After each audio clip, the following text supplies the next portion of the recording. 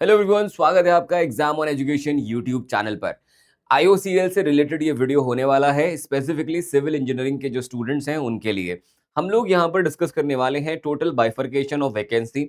मैं आपको बताऊंगा यहाँ पर एग्जैक्टली एलिजिबिलिटी क्राइटेरिया क्या है, मैं आपको बताऊंगा पेपर का पैटर्न क्या है, फीस क्या है, इंपॉर्टेंट डेट्स क्या है, और साथ ही साथ हम बात करेंगे सिलेबस पे कि एग्जैक्ट सिलेबस है क्या। बिकॉज सिलेबस अगर हम वेबसाइट पे जाकर देखते हैं तो बहुत ही शॉर्ट फॉर्म में दिया है। एग्जैक्ट सिलेबस क्या है उसको भी आज हम यहीं पर देखने जा रहे हैं। तो देखिए, सबसे पहले हम यहाँ पर डिस्कस कर लेते हैं कि कितनी पोस्ट हैं आपके पास जो आई हैं इस एग्जाम के अंदर। अगर मैं नंबर ऑफ पोस्ट की बात करूं तो नंबर ऑफ पोस्ट यहाँ पर 411 है। 411 के अंदर मैं आपको बता दूं, ग्रेजुएट इंजीनियर के अंदर ऑफिसर वाला, आपका ऑफिसर, मार्केटिंग, लॉ, ये सब इंक्लूडेड है। लेकिन वही हम बात करें ग्रेड A0, ये ग्रेड आपको याद रखना है। ग्रेड ए हो जाता है ग्रेजुएट इंजीनियर डिग्री वाले बच्चों के लिए, और A0 हो जाता है आपका असिस्टेंट क्वालिटी कंट्रोलर के लिए, और E0 हो जाता है डिप्लोमा इंजीनियर, वो बच्चों के लिए जिन्होंने डिप्लोमा किया होगा। तो आपके लिए कुल 50 पोस्ट है। डिग्री वालों के लिए 411 पोस्ट है। मार्केटिंग वाली भी इसी में इंक्लूडेड है, लॉ वाली भी इसी के अंदर इंक्लूडेड है। अब यहाँ पर आपको समझाना का काम है मेरा कि भाई कौन कौन सी ब्रांचेस एलिजिबल है। उससे पहले कैलेंडर देख लेते हैं। 14 अगस्त को आपका पोर्टल स्टार्ट हो गया था, खुल गया था, आप अप्लाई कर सकते हैं। गौरव सर ने एक वीडियो बनाया है हाउ टू अप्लाई में, उसको आप देख लो, इसी चैनल पे मिलेगा। 3 सितंबर को एप्लीकेशन बंद हो जाएगा, यानी कि 3 सितंबर के बाद आप फॉर्म नहीं भर पाएंगे यहाँ पर। 15 सितंबर को आपका एडमिट कार्ड आ जाएगा, जिस दिन मेरा जन्मदिन भी है और इंजीनियर्स डे भी है। और उसके बाद 24 सितंबर को आपका एग्जाम होने जा रहा है। तो ये हो गया आपका सारी की सारी जानकारी। अब यहाँ पर हम बात करते हैं, 36 डेज हैं आपके पास अभी, अगर हम देख रहे हैं तो कुल मिलाकर के 19 अगस्त तक की अगर हम बात करें।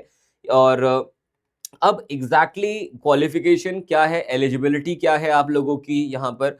तो सबसे पहली चीज तो ग्रेजुएट इंजीनियर ग्रेड ए के लिए आपके पास बीटेक होना चाहिए या तो बीई होना चाहिए। पार्ट टाइम अगर आपने किया है, करस्पॉन्डेंस से किया है, डिस्टेंस से किया है, ऑनलाइन मोड से किया है, तो आप एलिजिबल नहीं है यहाँ पे। कंबाइंड इंटीग्रेटेड इंटरडिसिप्लिनरी डिग्री आपके पास है, जैसे कि मैकेट्रॉनिक्स हो गया, रोबोटिक्स हो गए, तो आप भी एलिजिबल नहीं हो। फाइनल डिग्री या फिर मार्कशीट जो है वो आपके पास होनी चाहिए बाय 30 सितंबर 2026 तक। तो 30 सितंबर तक अगर आपके पास आपकी फाइनल डिग्री है तो आप एलिजिबल हैं। अगर आपको पता है आपकी डिग्री नहीं आने वाली तो आप एलिजिबल नहीं है। इसका मतलब वो स्टूडेंट्स जो 2026 में पास आउट हुए होंगे वो एलिजिबल हैं, और जो 27 में होने जा रहे हैं वो एलिजिबल नहीं है। मिनिमम मार्क्स जो होगा आपका, एप्लीकेशन अगर आप भरना चाहते हो तो जनरल कैटेगरी के लिए ईडब्ल्यूएस और ओबीसी के लिए 65% है। SC ST PWBD कैटेगरी के लिए 55% है। अब आपको राउंड ऑफ ना करते हुए आपकी यूनिवर्सिटी जो फॉर्मूला फॉलो करती है उस फॉर्मूले से आप CGPA को कन्वर्ट कर लेना आपके परसेंटेज में। कौन कौन एलिजिबल है सिविल इंजीनियरिंग में। अब सिविल इंजीनियरिंग में जिस बच्चे ने सिविल इंजीनियरिंग से बीटेक किया है वो एलिजिबल है। जिन्होंने सिविल एंड एनवायरमेंट से किया है वो भी एलिजिबल है। सिविल एंड इंफ्रास्ट्रक्चर से किया है आप भी एलिजिबल हो। कंस्ट्रक्शन टेक्नोलॉजी से आपने की है डिग्री तो भी आप एलिजिबल हो।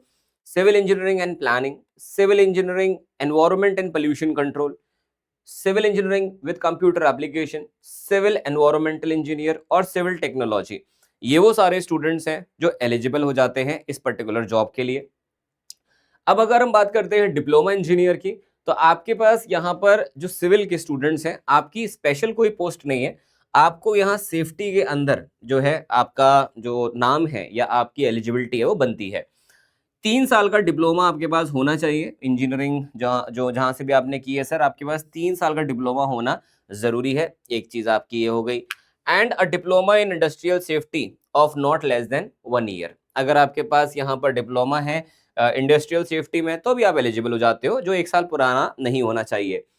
अब बाकी हायर क्वालिफिकेशन की हम बात करते हैं, जैसे कि बीटेक है, बीई है, एमबीए है, सीए है, सीएस है, सीएमए है, एमसीए है, पीएचडी है। अगर आपके पास इनमें से कोई भी डिग्री है तो आप डिप्लोमा इंजीनियर के लिए एलिजिबल नहीं है। कितना परसेंटेज चाहिए, वही सेम है जो डिग्री का था, एग्जैक्ट सेम है। अब यहाँ पर दोनों के लिए एक चीज सेम है, फाइनल मार्कशीट 30 सितंबर तक आ जानी चाहिए आपके पास। और सिलेक्शन जो होगा आपका वो प्रोविजनल रहेगा जब तक आपके डॉक्यूमेंट चेक नहीं हो जाते जीडी जीटीपीआई के दौरान। अब हम बात करते हैं अगली चीज के बारे में, अपर एज लिमिट क्या है। देखिए, 26 साल की उम्र अपर एज लिमिट हो जाती है ग्रेजुएट इंजीनियर के लिए। डिप्लोमा इंजीनियर के लिए 26 हो जाती है। ऑफिसर के लिए 28 हो जाती है। लॉ ऑफिसर के लिए 30 हो जाती है। क्वालिटी कंट्रोलर के लिए भी 30 हो जाती है।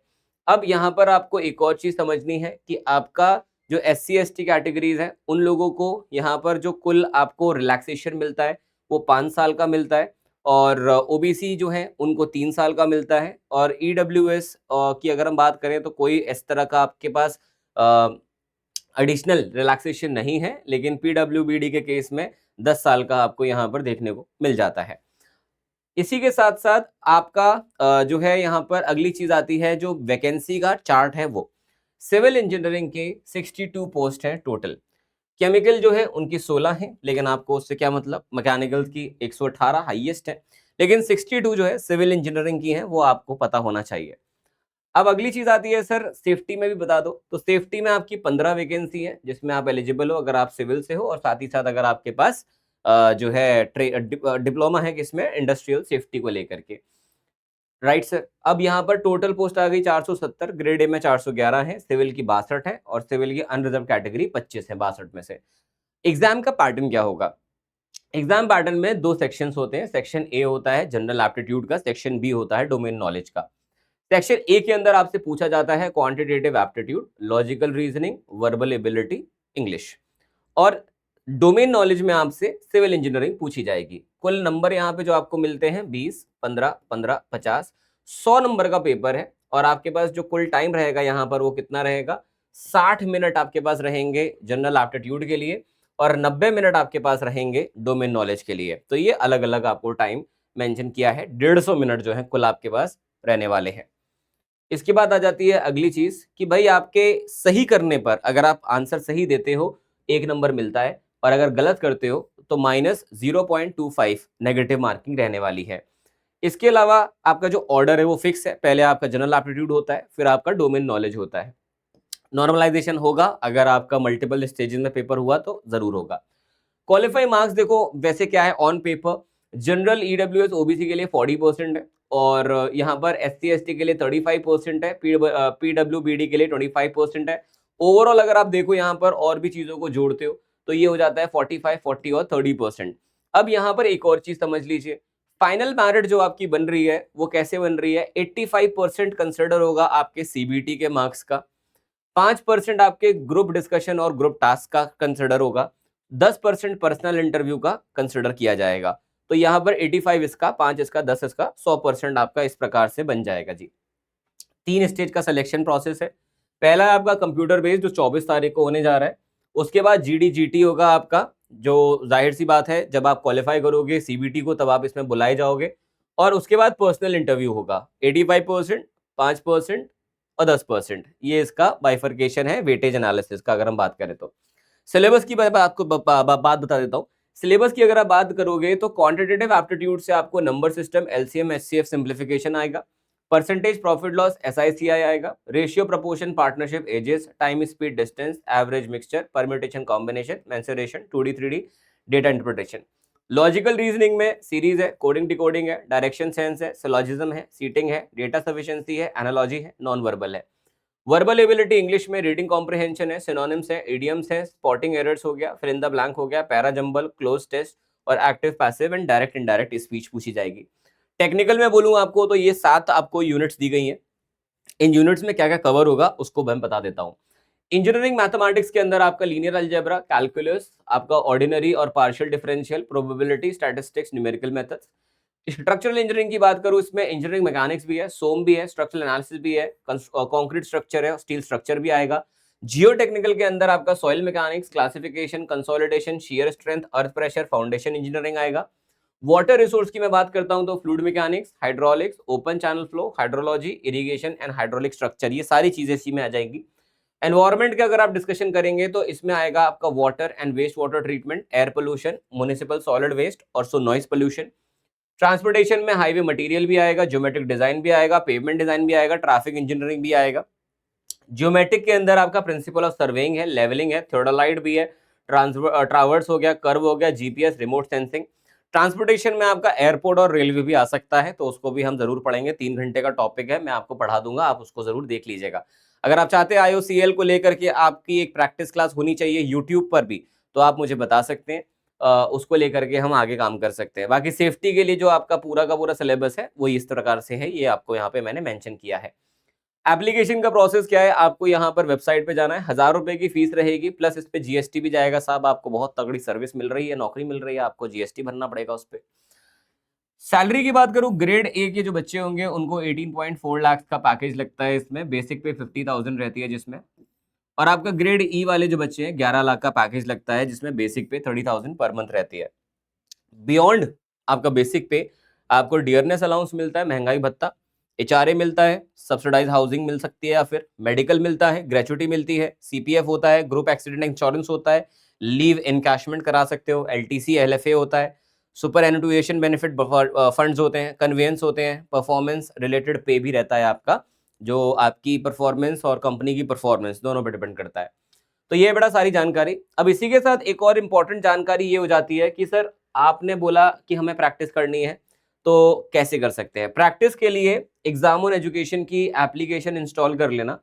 एप्लीकेशन पे जब आप जाते हो तो आईओसीएल का आपको एक प्रैक्टिस बैच मिलता है, क्योंकि देखो फाउंडेशन बैच लेके कोई फायदा नहीं है, कंप्लीट हो नहीं पाएगा, 24 सितंबर को पेपर है।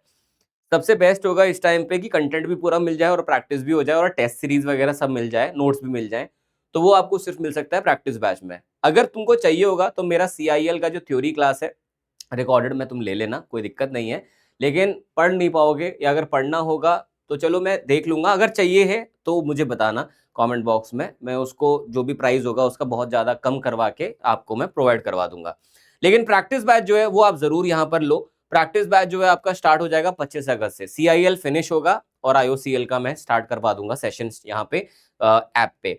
तो ऐप इंस्टॉल कर लो। ये जो प्राइसिंग है इसमें अभी आपको इंडिपेंडेंस डे सेल एक्सटेंशन जो हुई है उसकी वजह से थोड़ा अभी मुझे लगता है बेनिफिट भी मिलेगा आपको। आई थिंक कितना मिलेगा वो भी मैं एक बार देख लेता हूँ। तो यहाँ पर आई थिंक आपको जो बेनिफिट मिलता है 1000 का मिलता है, यानी कि 1999 का आप लोगों को ये प्राइस पड़ जाता है।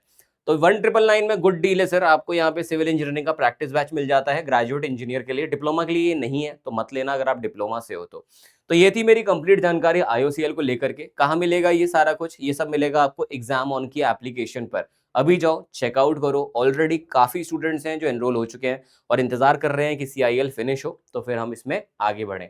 तो आशा करता हूँ कि सेशन आपको अच्छा लगा होगा। मिलता हूँ मैं आपसे अगले सेशन में, तब तक के लिए अपना ध्यान रखें, अपने परिवार का ध्यान रखें। Thank you so much, bye bye and take care.